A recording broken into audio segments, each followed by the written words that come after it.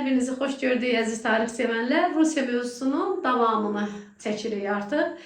Bundan əvvəlki mövzuya baxdıqdan sonra deməli bu dərsi də izləyə bilərsiniz.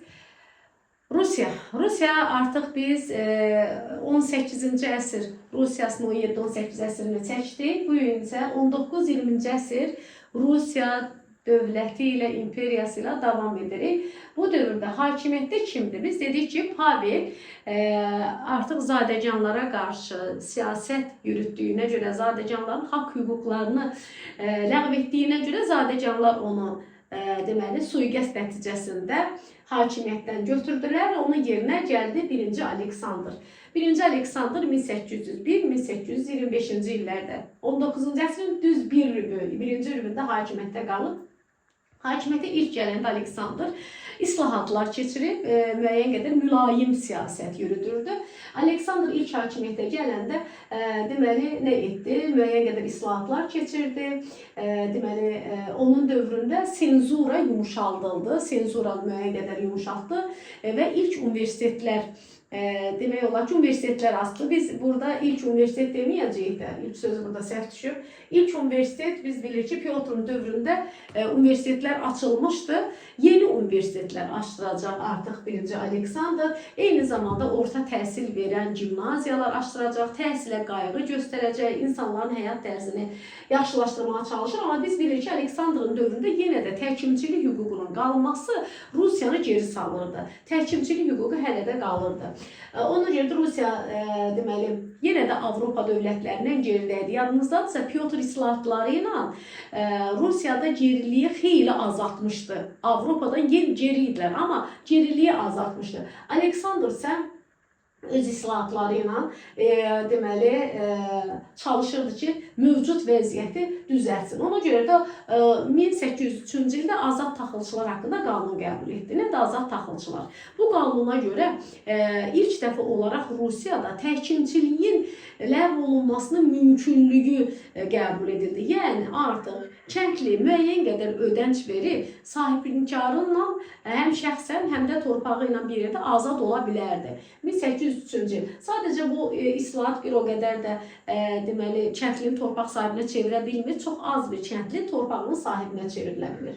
Eyni zamanda biz bilirik ki, İdarə etmədə də dəyişiklik elədi 1-ci Aleksandr. Yadınızdadırsa kollegiyaları var idi. O kollegiyaları yaranmışdı 1-ci Pyotrun dövründə.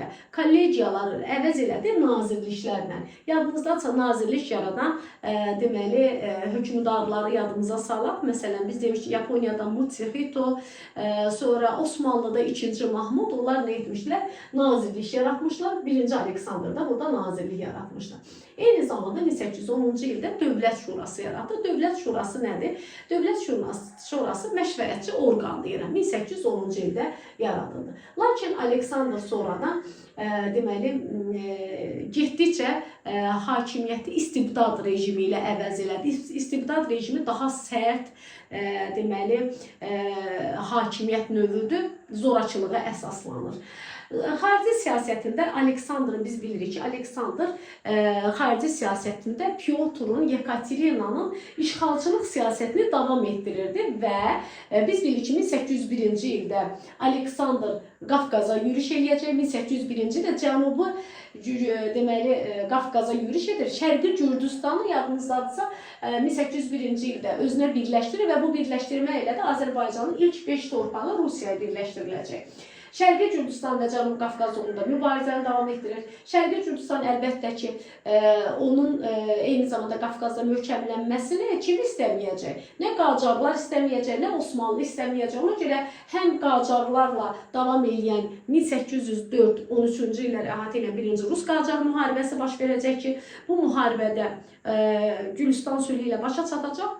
Rusiya qalib gələcək Qacarlardan Azərbaycana, Şərqi Gürcüstanı və bir hissəsini işğal eləyəcək. Ondan sonra isə Osmanlı da bunu qəbul eləmək istəmir. Osmanlı ilə də müharibəsi baş verir. 6-12-ci illəri əhatə edən deməli Rusiya-Osmanlı müharibəsi baş verir. Bu müharibədə də biz bilirik ki, deməli Rusiya öz hegemonluğunu qoruyub saxlayacaq. deməli 1-ci Buxarest sülhü ilə deməli Osmanlıya qalib gələcək. Sonra eyni dövrdə həm də deməli Rusiyanın Fransa ilə münasibətləri gərginləşmişdi. Niyə? Biz bilirik ki, Napolyon, yadınızdadsa Napolyon artıq ərazilərini Avropada kifayət qədər genişləndirmişdi və Rusiya üzərində də yürüş eləyəcək, Tilsit sülhünü imzalayacaq Rusiya. Tilsit sülhünə görə Rusiya Napolyonun Avropada dəyişikliklərini, işğallarını tanıyırdı. Eyni zamanda ingilislərə qarşı kontinental blokadaya qoşulmuşdu. Amma Tilsit sülhü uzun ömürlü olmur. Nəyə görə uzun ömürlü olmur? Çünki həm Rusiya verdiyi sözün üstündə durmur. İngiltərə ilə gizli də olsa ticarətini edirdi. Çünki İngiltərə ilə ticarət etməyəndə Rusiya kifayət qədər geriləyirdi. Ona görə də həm də ki, Şərqi Avropada biz bilirik ki, Rusiya kifayət qədər mövqeyə malik idi. Əraziləri var idi ki, o ərazilərin üzərində də Fransa ilə problem yaşayırdılar. Fransa da bu əraziləri işğal eləmək istəyirdi.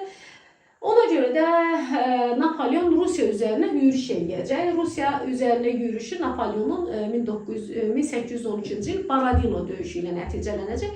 Borodino döyüşündə düzdür, Fransa qalib gəlir, amma Ruslar Moskvanı itirirlər. Moskvadan çıxardığı zaman Moskvanı yandırırlar və bütün ərzağı da məhv edirlər. Bu dövrdə Napolyon Moskvaya daxil olur və qış çox sərt keçirdi. Napolyona məsləhət görürlər ki, gəl biz Moskvaya daxil olmaqdansa Samoletskdə gözləyək, havalar biraz yaxşılaşsın, yaz gəlsin, ondan sonra Moskvaya daxil olaq. Amma Napolyon buna qulaq asmır və Moskvaya qışın sərt gündə daxil olması onun Ruslara məğlub olmasa da Rusiyanın şaxtasına dözə bilmir. Təchizat çətinliyi Rusiyanın içərilərinə doğru irəlilədikcə Fransa ordusunun təchizatı pisləşmişdir. Ona görə Rusiyadan məğlub kimi çıxacaq. Moskvanı alsa da Rusiyadan məğlub kimi çıxacaq və artıq bundan sonra Rusiya Napolyonu təqib edir. Napolyona qarşı ittifaq da yaranmışdır. Həmin o ittifaqa da qoşulur. Napolyondan torpaqları azad etdikcə Şərqi Avropada ərazilərini genişləndirəcək. Deməli, Baltikyanı ərazilərdə və digər ərazilərdə Şərqi Avropada ərazilərini genişləndirəndən sonra 1-ci Aleksandr artıq özünü belə deyək də Avropanın xilaskarı kimi deməli qəbul edir. Bu dövrdə həm də İsveçrədə müharibəsi olmuşdu Rusiyanın. Yadınızdadsa İsveçrə müharibə Pyotrun dövründə də var idi. Biz götürə bilərik 18-ci əsrin əvvəlləri və yaxud 1-ci rübü, 19-cu əsrin 1-ci rübü. Hər ikisində Rusiyanın İsveçlə müharibəsi olub və İsveçi də məğlub edib. İsveçi məğlub edib, Bessarabiyanı İsveçdən qopardır. Fransanı məğlub edir, Şərqi Avropada ərazilərini genişləndirir. Osmanlını məğlub edir. Osmanlını deməli məğlub edir və Qafqazda Osmanlıya həm Şərqi Gürcüstanda, həm Qafqazda kifayət qədər ərazilərini genişləndirməyi və bu ərazilərin işğalını Osmanlıya da qəbul etdirmiş olur. Hansı müharibə ilə? Osmanlı ilə biz dedik 1-ci Buxarest sülhü ilə başa çatan müharibədə də Osmanlıya qalib gəlir. Deməli, kifayət qədər Aleksandrın dövründə Rusiya xarici siyasəti uğurlu olub ərazilərini genişləndirir. Lakin deməli Aleksandrın hakimiyyətinin sonuna yaxın, belə deyək də, həmin dövrdə dedik ki, Aleksandr təhsilə önəm vermişdi, artıq universitetlər açılmışdı. O dövrdə Avropada olan, eyni zamanda Avropada işğallarda iştirak edən Rusiya döyüşçüləri Avropa ilə Rusiya arasında nə qədər deməli fərqin olduğunu görürlər. Görürlər ki, Rusiyada həyat tərzi çox geridə qalıb. Eyni zamanda təhkimçiliyin hökm sürməsi, çarın qeyri-məhdud hakimiyyətinin olması, istibdad rejiminin olması əlbəttə ki, oradan qayıdıb gəlmiş zabitlərə gizli cəmiyyətlər, təşkilatlar yaratmasına gətirir, çıxardır və onun gizli təşkilatlarını yaratmaqda əsas məqsədləri o edir. Monarxiyanı devirsinlər, çarı devirsinlər, konstitusiya qəbul etsinlər. Dekabristlər üsyanı baş verəcək. Dekabristlər üsyanı Aleksandr vəfat edir, hakimiyyətə onun varisi 1-ci Nikolay gəlməlidir. Nikolayın hakimiyyətə gəlməsinə icazə verməməlidirlər. İcazə verməməlidirlər ki, o and içməli keçirsin. Lakin üsyanda gecikmə baş verir. Gecikmənin baş verməsi deməli elə üsyanın taleyini təhlil edir. Dekabristlər üsyanı deməli Çarın devrilməsinə yönəlmiş ilk üsyanıydı. İnqilabın ilk müjdəçisi idi. İlk inqilab kimi götürürük. Məğlub oldu çünki ləngidilər. Çarı da devirə bilmədilər. Hakimiyyətə gələcək, çıxacaq birinci Nikolay. Nikolay necə gələcək? Əlbəttə ki, onu istəməyən zadəcanları, hərbiçilərə qarşı daha sərt bir sistem quracaq. İstibdad rejimi onun dövründə daha da möhkəmlənir, davam edir. Yəni senzuranı zəiflətmişdi birinci Aleksandr. Əksinə olaraq Nikolay senzuranı gücləndirəcək, universitetlərə nəzarəti gücləndirəcək deməli birinci Nikolay. Eyni zamanda bürokratiya rejimi quracaq. Bürokratiya nədir? Yuxarı təbəqənin hakimiyyəti, bütün hakimiyyət yuxarı təbəqənin zadəcanların əlində idi. Eyni zamanda təhsildə də müəyyən artıq ancaq varlı uşaqları oxuya bilərdi, onların xaricə getməsini məhdudlaşdırırdı. Yalnız varlı uşaqları müəyyən qədər təhsil ala bilərdi, xaricə gedə bilərdi. Xarici siyasətdə isə 1-ci Nikolay dövründə deyək ki, xarici siyasətdə yenə də deməli ərazilər, müharibələr davam edir. Xarici siyasətdə biz dedik ki, 1-ci Nikolay Avropada olan üsyanların yatırılmasında iştirak edəcək. Avropada olan üsyanların yatırıldığına görə ona Avropa jandarmı adı veriləcək. Eyni zamanda bu 1848-ci ildə Avropada müəyyən ölkələrdə üsyan vardı, o nəzərdə tutulub. Yenə də Qacarlarla və Osmanlılarla müharibələri davam elətdirir. 1-ci Nikolayın dövründə biz deyirik ki, 1-ci Nikolayın dövründə Qafqazın işğalı başa çatır. Qafqazın işğalı nə vaxt başlamışdı? 1-ci Aleksandrın dövründə bir hissəsi işğal olunur Qafqazın. Amma Nikolayın dövründə Qafqazın işğalı başa çatdırılacaq. Deməli, Cənubi Qafqazın işğalı başa çatdırılır. Qacarlarla olan müharibədə, yenə dedik ki, Azərbaycanın tamamilə işğalı götürəndə o da gəlir düşür 1-ci Nikolayın dövrünə. Deməli, biz bilirik ki, 2-ci Rusiya-Qacar müharibəsi 26-28-ci illəri əhatə edəcək, Türkmənçay sülhü ilə başa çatacaq. Eyni zamanda Ədirnə sülhü ilə başa çatan müharibə də məhz elə 1-ci Nikolayın dövrünə düşür. Şimali Qafqazda da o dövrdə Dağlı hərəkatı var idi. Dağlı hərəkatı bilirik ki, 1800 başlaması 1817-ci ildəndir əslində Dağlı hərəkatı. Həm onda 1-ci Aleksandrın dövrünə düşür, həm 1-ci Nikolayın dövrünə düşür. Başa çatması gedir 2-ci Aleksandrın dövrünə düşür. Dağlı hərəkatı geniş vüsət almışdır. Dağlılarla deməli Osmanlı dövlətinin Azərbaycandan da dağlara kömək gedirdi. Bunların da qarşısını almağa çalışırdı. Və tamamilə Şimali Qafqazın birləşdirilməsi Aleksandrın, 2-ci Aleksandrın dövrünə düşəcək.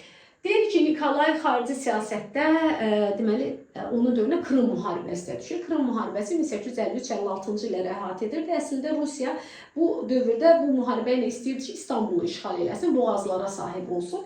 Müharibəni də başlayanda uğurla başlamışdı. Lakin Avropa dövlətləri, İngiltərə bunu qəbul eləməyəcək ki, İstanbul və yaxud boğazlar keçsin Rusiyanın əlinə. Çünki Rusiya özünün inkişaf dövrünü yaşayır, amma Osmanlı dövləti isə bu dövrdə demək olar ki, zəifləmə və çöküş dövrünə qədər qoymuşdu. Avropa dövlətləri ona görə də Rusiyanın güclənib deməli Qara Dənizdə, boğazlarda İstanbulu ələ keçirilməsini heç cür qəbul edə bilmirdilər. Ona görə də Krım müharibəsində onlar deməli Osmanlı tərəfindən müharibəyə qoşulacaqlar. Hansı dövlətlər qoşulacaq? Əlbəttə ki, İngiltərə, Fransa və Sardiniya. Onların müharibəyə qoşulması Rusiyanın məğlubiyyəti ilə nəticələnəcək. Rusiya məğlub olur və Paris sülhünü imzalayır. Əvvəlki kitablarda burada 2 dənə döyüş vardı. Almaçay döyüşü var idi, Sinop buxtasında döyüş var idi. O döyüşlər hal-hazırda dərslikdən çıxarılıb. Amma mən yenə də sizə deyirəm, testlərin çoxu köhnə kitablara uyğun yazılıb deyə sizin qarşınıza çıxanda bilin ki, deməli Krım müharibəsinin tərkibində 2 döyüş var. Almaçay döyüşü və bir də Sinop buxtasında döyüş. Paris sülhü ilə nəticələnir. Paris sülhünün nəticələrinə görə Krım müharibəsi Paris sülhü ilə nəticələnir. Rusiya bu müharibədə məğlub olur. Rusiyanın məğlub olması Rusiyanın daxilində ixtişaşlara səbəb olacaq. Paris sülhünün şərtinə görə artıq Rusiya demək olar ki, Qara Dənizdə hərbi donanma saxlamaq hüququnu itirir. Nəinki Rusiya, bütün deməli ölkələrin hərbi donanması üçün Qara Dəniz bağlı elan edilir. Amma ticarət gəmiləri üzə bilərdi. Eyni zamanda deməli, Bosfor və Dardanel boğazlarından hərbi gəmilərin keçməsi sülh vaxtında qadağan edilmişdi. Osmanlıya nəvbət verildi. Osmanlıya dedilər ki, həm sənin Balkanlarda deməli hakimiyyətin toxunulmazlığı, eyni zamanda müstəqilliyinə, ərazi bütövlüyünə təminat verir Avropa ölkələri. Və Osmanlı bu döyüşdən, bu müharibədən qalib çıxsa da ilk dəfə olaraq Osmanlı Avropa dövlətinə borclanmış vəziyyətdə müharibədən çıxır. İlk dəfə borc alan ölkəyə çevriləcək. Eyni zamanda dedik ki, Osmanlı sarayında İngiltərə, Osmanlı dövləti İngiltərənin mövqeyi möhkəmlənir. Eyni zamanda Fransanın da həm şərqdə, həm Balkanlarda mövqeyi möhkəmlənəcək. Paris sülhünün şərtlərini amma 1871-ci ildə London sülhündə baxılıb. London sülhündə baxılanda artıq deməli Rusiyanın Qara dənizdə donanma saxlamaq və ya donanmasına üzmə hüququ bərpa olunacaq. Krım müharibəsindən sonra dedik ki, Krım müharibəsini başlayan 1-ci Nikolay idi, amma Krım müharibəsini bitirən, başa çatdıran olacaq 2-ci Aleksandr. 2-ci Aleksandra miras qalmışdı. Deməli, məğlub ölkə kimi müharibədən çıxdı. 56-cı il Paris sülhünü imzalayan 2-ci Aleksandr olacaq. Və hakimiyyətdən narazı qalan bir kütlə artıq məğlub olduğunu, məğlub olma Rusiyada geriliyi tam şəkildə üzə çıxarmışdı. Rusiya, biz bilirik ki, Rusiya bilir ki, deməli, təkimçilik hüququnun qalması Rusiyanın geriləməsinə səbəb olurdu. Bu geriləmə hələ Viyana konqresindən belə var idi, amma burada tam şəkildə özünü artıq deməli Krım müharibəsindən sonra göstərməyə başladı. Aleksandr hakimiyyətə gələndə gördü ki, xalq çox narazı. Əlbəttə ki, bu narazılığı aradan qaldırmaq üçün nə etdi? Sülh imzalayan kimi islahatlar keçirdi. Biz bax 1-ci Aleksandrda, Pyotrda, 2-ci Aleksandrda islahatlar keçirdən hökmdarlar kimi deməli qəbul edirik. Böyük islahat dövrüdür. Yəni bütün hökmdarlar islahat keçirir, amma ən böyük islahat götürürük 2-ci Aleksandra. Çünki çox köklü dəyişikliklər eləyəcək və Rusiyanı artıq kapitalizmin inkişafına və burja islahatları götürürük biz bunu. Kapitalizmin inkişafına, kənd təsərrüfatına və digər sahələrin inkişafına gətirib çıxardacaq 2-ci Aleksandrın islahatları. 2-ci Aleksandrın islahatları ilk olaraq kəndli həyatını dəyişdirdi. Kəndliyə dedi ki, sən torpağını sahibinə çevrilə bilərsən, şəxsən azad ola bilərsən. Kəndli torpağını almaq üçün hətta ona dövlət tərəfindən yardım edildi. Həmin kəndli isə müəyyən dövr ərzində o torpağı geri qaytarmalıydı. Borcunu geri qaytarmalıydı, torpağının sahibinə çevrilməliydi. Torpağının sahibinə çevrilənə qədərsə kəndli əvvəlki mükəlləfiyyətləri, vergiləri ödəməliydi. Ona görə buna deyirlər müvəqqəti mükəlləfiyyətli dövr. Yəni neçənci ildə? 1861-ci ildə kəndli islahatına görə kəndli torpağını ala bilərdi, amma 81-ci ilə qədər Rusiyada müvəqqəti də olsa mükəlləfiyyətləri, vergini ödədiyinə görə buna müvəqqəti mükəlləfiyyətli dövr deyirlər. Azərbaycanda isə bu daha uzun ömür sürmüşdü və 1912-13-cü il islahatına qədər Azərbaycanda müvəqqəti mükəlləfiyyətli dövr olmuşdu. Sonra onun keçirdiyi islahatların içərisində ən ardıcıl keçən islahat məhkəmə islahatıdır ki, məhkəmələrin artıq çar tərəfindən təyin edilmirdi, seçki yolu ilə hakimlər seçilirdi. Eyni zamanda antlı məhkəmələr, yəni antlı iclasçıların iştirak elədiyi açıq şəkildə keçirilən məhkəmələr var idi ki, bütün təbəqələr üçün vahid məhkəmələr yarandı. Biz bilirik ki, 1864-cü il məhkəmə islahatına görə hər təbəqənin, hər sinfin özünün məhkəməsi var idi. Amma indi bütün deməli təbəqələr üçün vahid məhkəmələr yaradıldı və bütün təbəqələrin insanlarının qanun qarşısında bərabərliyi elan edildi. Şəhər islahatı keçir. Şəhər islahatında deyirdi ki, müəyyən qədər şəhər özünü idarə orqanları yarandı və şəhər özünü idarə orqanlarına müəyyən qədər daşınmaz mülkü, əmlakı olan şəxslər həm idarə etmə zemstvo yığıncaqlarında, həm idarə etmə deməli seçkilərində, həm də şəhər seçkilərində iştirak edə bilərdi. Burada demək olur ki, əmlak senzi var. Yəni müəyyən qədər varı dövləti olan insanlar seçkilərdə iştirak edə bilərdi. Şəhər islahatı dedik, abadlıq işinə baxırdı, quruculuq işinə baxırdı, şəhər idarə orqanları və hərbi islah keçirdi. 1874-cü ildə deməli, hərbi islahat keçirdi. Həmin hərbi islahata görə biz bildik ki, o vaxtı Pyotrun dövründə rekord sistemi var idi. Rekord sistemini ləğv elədi. Artıq 21 yaşına çatmış və döyüşə qabiliyyətli olan hər kəs deməli hərbidə iştirak eləməli idi. Ümumi hərbi mükəlləfiyyət elan etdi. Hərbi islahat keçirərək 1-ci Aleksandr özünü idarə etmədən danışdıq ki, özünü idarə etmə orqanları yaratdı və özünü idarə etmə orqanlarını yenə dedi ki, müəyyən qədər vergi verə bilən, əmlakı olan şəxslər iştirak edə bilərdi. Mədəniyyətdə dəyişiklik elədi Aleksandr. Aleksandrın dövründə dedi ki, yeni universitetlərin açılmasıdır, eyni zamanda mədəniyyətə müəyyən qədər qayğının göstərilməsidir. Universitetlərə geniş muxtariyyət verildi.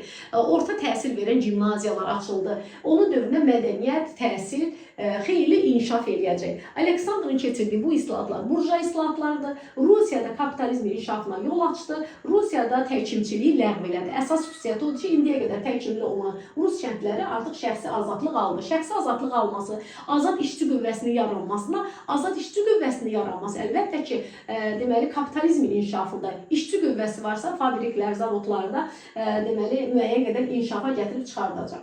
Dedi ki, bütün bu islahatlar Rusiyanı inkişaf etdirir. Rusiya yeni xarici siyasətini 2-ci Aleksandrda yeni işğalçılıq siyasətini davam etdirəcək. Və işğalçı siyasətlərindən biri də Osmanlı ilə yeni müharibənin baş verməsini 877-78-ci il San Stefano sülhü ilə başa çatan müharibə baş verəcək ki, bu müharibədə onun məqsədi gedib almaq idi haranı? İstanbulu. Demək olar ki, İstanbula qədər də yaxınlaşmışdı ki, işə İngiltərə qarışacaq. İngiltərə donanması özünü çatdırır və Rusiyanın İstanbulu işğalının qarşısını alır. San Stefano sülhü imzalayır Rusiya xarici belə deyək də dövlətlərin deməli təzyiqi ilə San Stefano sülhünü imzalayır. San Stefano sülhünü müəyyən qədər ərazilər əldə edir.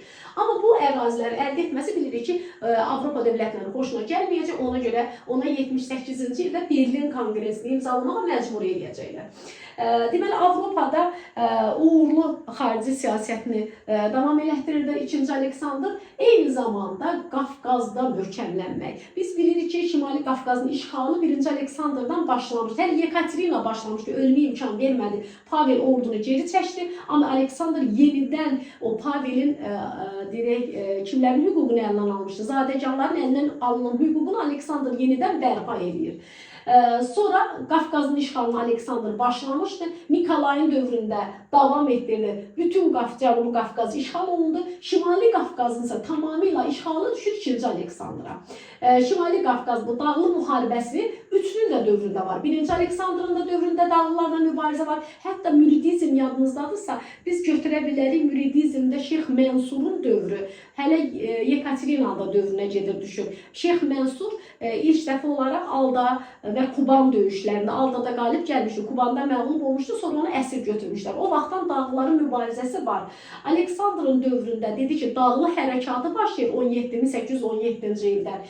Şeyx Şamil isə onun ən qüdrətli rəhbəridir. Şeyx Şamil 1834-dən 59-cu ilə qədər dağlı hərəkatına rəhbərlik edib və onun yaratdığı imamət dövləti bilirik ki, dini demək qaydalarla idarə olunurdu. Osmanlı da dəstək verirdi.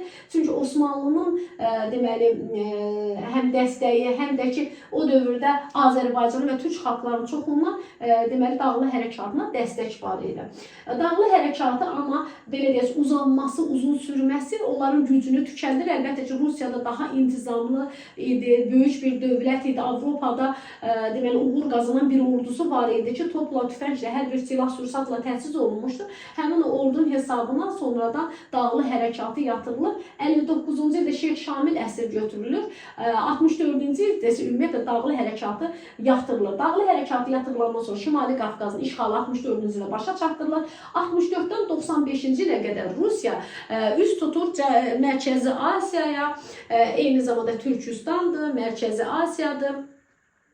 Kokand, Xivə, Buxara xanlıqlarının işğalı ilə davam etdirib Mərkəzi Asiyada deməli möhkəmlənməyə çalışır. Mərkəzi Asiyada möhkəmlənmək belə deyək ki, Onun üçün elə də çətin olmur, çünki bu ərazilərdə o xanlıqların hamısı bir-biri ilə mübarizə aparırdı. Onların mübarizə aparması deməli işğalı asanlaşdırdı. Yadınızdadırsa, Sibirin işğalını hələ Rusiya daha əvvəldən 1598-ci ildən başa çatdırmışdı. Rusiya bu əraziləri işğal edəcək. 95-ci ilə qədər Pamirin işğalı ilə Mərkəzi Asiyanın işğalını başa çatdırır. Deməli, işğal etdiyi ərazilərin hamısında Rusiya Xristianlaşdırma, Ruslaşdırma siyasəti aparırdı. Dini zülüm var idi, milli zülüm var idi. Bunların hamısı özünü göstərəcək 3-cü Aleksandrın dövründə. 3-cü Aleksandrın dövrü 81-dən 94-cü ilə qədər olan dövrü əhatə edir. Xristianlaşdırma dövrü, milli dini zülüm, bütün bunların olması onu deməli qeyri-Rus xalqlara qarşı sərt olmaları, ona görə də bu dövr adlanır, yəni 3-cü Aleksandrın dövrü Rusiya adlanır xalqlar həbsxanası. Xalqların həbsxanası eyni zamanda nəinki müsəlmanlara qarşı idi, eyni zamanda yəhudilərə qarşı da sərt deməli siyasət aparıb onların hüquqlarını məhdudlaşdırmışlar. Ona görə 3-cü Aleksandrın dövrü bizdə nə qaldı? Bir, Mərkəzi Asiyanın işğalını başa çatdırması, bir də xalqlar həbsxanası milli dini zülümlə yadda qalır. Ondan sonra isə hakimiyyətə gəlir Rusiyanın sonuncu çarı. Rusiyanın sonuncu çarı, sonuncu hökümdarı 2-ci Nikolay. Nikolay niyə sonuncu olacaq? Baxaq görək. 94-dən 1917-ci ilə qədər hakimiyyətdə idi. Onun dövrü yaxşı dövr kimi başlamır. Çünki dünyada iqtisadi böhran baş verir. 1900-1903-cü illəri əhatə edən dünya iqtisadi böhranı idi. Dünya iqtisadi böhranı Rusiyada belə deyək də çətin olan şəraiti biraz da çətinləşdirir.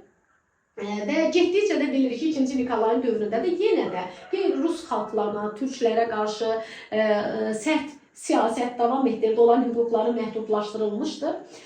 Bu daxildə onsuz da gərginlik var idi. Belə bir dövrdə Rus-Yapon müharibəsi baş verəcək. 1945-ci illərə əhatə edən Rus-Yapon müharibəsində hamı düşünür ki, Rusiya qalib gələcək. Hətta Avropalılar Yaponiyanın qalib gələcəyinə belə təəccüblə baxdılar. Rus-Yapon müharibəsində Yaponiya qalib gələcək.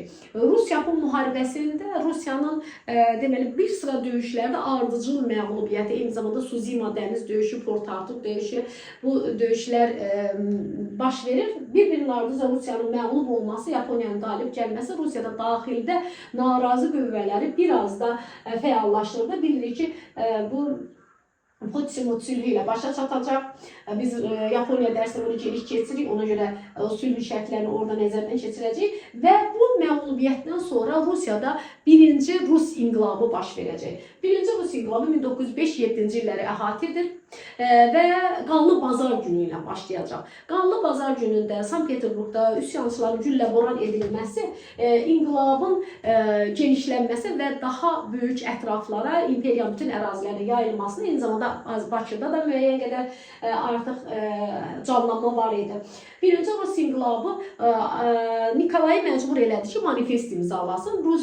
5-ci ildə deməli xalqa manifest bəxş elədi, hədiyyə elədi. Xalqa seçmək, seçilmək, söz, vicdan, mətbuat, bir sıra azadlıqlar verdi. Bu azadlıqlardan sonra artıq Rusiyada dumalar, bilirsiniz də, duma seçkili orqandır. Dumalara seçkilər keçirildi. Birinci, ikinci, üçüncü, dördüncü dumalar biz Azərbaycan tarixinə keçiririk. Onlara seçkilər keçirilir. Lakin dumaların seçilməsi və dumada müəyyən qədər belə deyək də tələblərin olması Nikolayı narazı salırdı. Ona görə Nikolay dumaları tez-tez məsələn deməli ləğv edib digərlərini çağırırdı.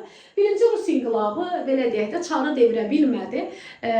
Ona görə də ikinci inqilab baş verəcək. İkinci inqilab Rusiya Birinci Dünya müharibəsi dövründə baş verir ikinci Rus inqilabı. 1917-ci ilin fevral burja inqilabı deyirik biz buna. Bu inqilab nəticəsində Rusiya deməli çar hakimiyyəti devriləcək. İkinci Nikolay deməli ailəsi ilə bir yerdə məhv ediləcək. Çünki Rusiya Birinci Dünya müharibəsinə daxil olmuşdu. Rusiya Birinci Dünya müharibəsinə daxil olması ilə ağır olan vəziyyət biraz da ağırlaşmışdı. Çünki Rusiya ordusu Avropada olan döyüşlərdə və digər döyüşlərdə bir neçə deməli həm Qafqazda bilir ki, Osmanlı ilə müharibələr aparacaq. Düzdür, Qafqazda müəyyən uğur qazansa da Avropada o qədər də uğur qazanmır. Nikolay devrilir və bundan sonrası Rusiyada biz bilirik ki, bolşeviklər hakimiyyətə gələcək.